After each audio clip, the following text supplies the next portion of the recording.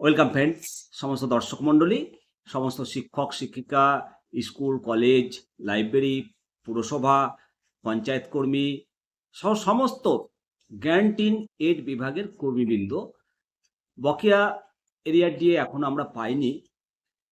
বকেয়া এরিয়ার ডিএ যাতে খুব তাড়াতাড়ি পায় সেই জন্য পশ্চিমবঙ্গের অর্থ বিভাগ থেকে আবার 10 তারিখ রিমাইন্ডার লেটার ইস্যু করেছে।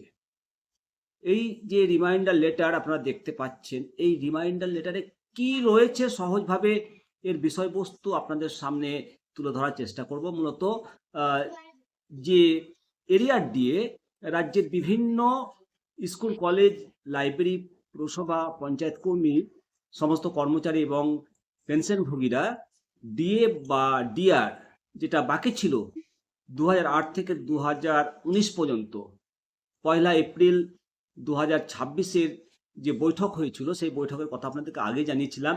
সেই বৈঠকে একটা আলোচনা হয়েছিল, সেখানে সিদ্ধান্ত হয়েছিল যে সংশ্লিষ্ট বিভাগগুলো যেমন শিক্ষা বিভাগ, পরিবহন বিভাগ, পঞ্চায়েত বিভাগ, এরা প্রত্যেকে একটা এসওপি অর্থাৎ স্ট্যান্ডার্ড অপারেটিং প্রসিডিওর বা আদর্শ কার্যপ্রণালী তৈরি করবে।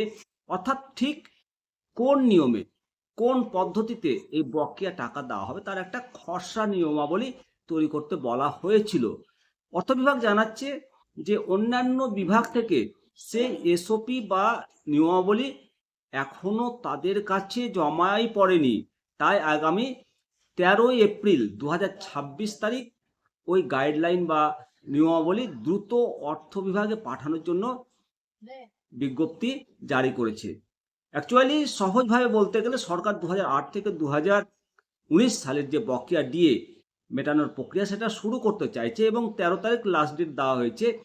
কিন্তু তার জন্য যে নির্দিষ্ট নিয়মকানুন বা পদ্ধতি এসওপি দরকার সেটা শিক্ষা দপ্তর, পরিবহন দপ্তর, পঞ্চায়েত দপ্তর এর কাছ থেকে চাওয়া হয়েছিল, তারা কিন্তু দিতে পারেনি। তারা যাতে দ্রুত এবং সেটা 13 তারিখের মধ্যে সেটা পাঠায়, তাহলে টাকা পেমেন্টের কাজটা দ্রুত শুরু করতে পারবে। অবশ্যই এটা এটা গুরুত্বপূর্ণ বিজ্ঞপ্তি। তবে এই যে দেরি, কারণ এখনো পর্যন্ত এসওপি সংক্রান্ত যে তথ্য চেয়েছে সেই তথ্য অর্থ দপ্তর দিতে পারেনি। এর যে মানে দেরি হওয়ার মূল কারণ হিসেবে আমার যতটা মনে হয় যে এসওপিতে যদি কোনো ভুলভাল থাকে তাহলে ভবিষ্যতে আইনগত জটিলতা বা অডিটে আপত্তি উঠতে পারে। সেই জন্য প্রতিটি পয়েন্ট খতিয়ে দেখার পরেই এই এসওপি জারি করতে চলেছে এবং 13 এপ্রিলের মধ্যে এটা জমা দিতে বলেছে সরকার। বিষয়টি নিয়ে এখন তৎপর। অবশ্যই আশা করা যাচ্ছে যে ভোটের আগেই আমরা এই বকেয়া ডিএটা পাবো। অবশ্যই আপনাদের মতামত জানাবেন, ভালো থাকবেন।